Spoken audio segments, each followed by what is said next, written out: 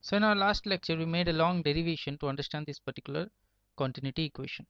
So let's try to make it short and simple. Okay, this is law of conservation of mass. It states that rate of change of mass per unit volume.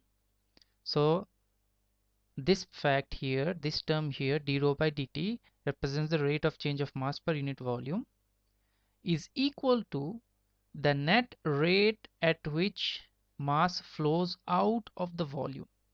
So somehow this right hand side tells you that it is the net rate at which mass is flowing out of the volume. Okay, so let's try to understand this.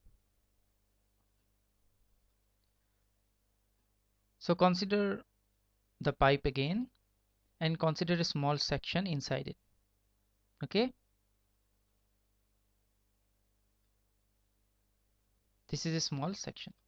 Okay, so this area is ds.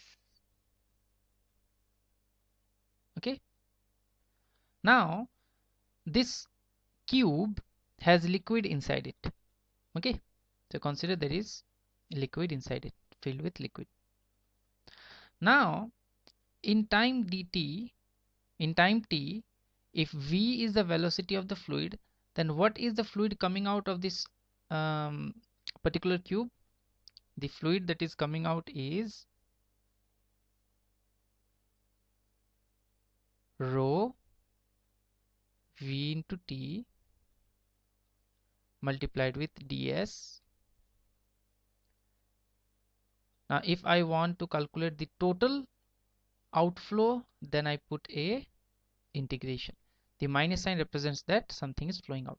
So that is the total mass flowing out is going to be minus integration rho v t ds.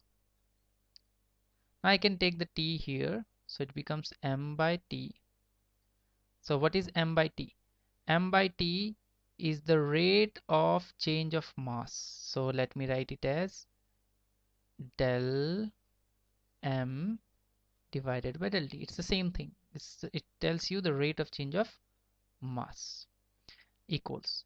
What happens here? We are left with integration rho v ds. Now we can use the idea of converting surface integral into volume integral. Okay.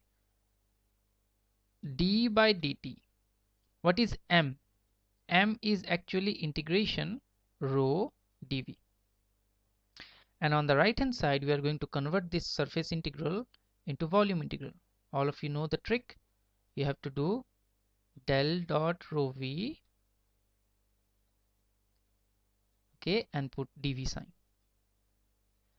Now the integrand under this volume integral must be same. So you are left with del rho by del t, that is rate of change of mass per unit volume, is equal to divergence of something represents the flowing out, is equals to the net rate at which mass flows out of volume.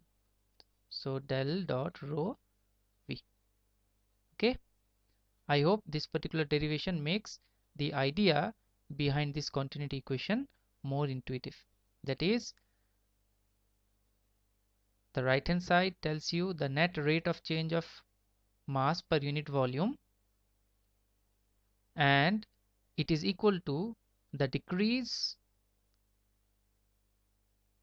or you can say it is equal to the net rate at which mass flows out. Now the minus sign says there is a decrease in the mass inside the control volume because the mass is flowing out of control volume, and the outflow is represented by this divergence del dot rho v.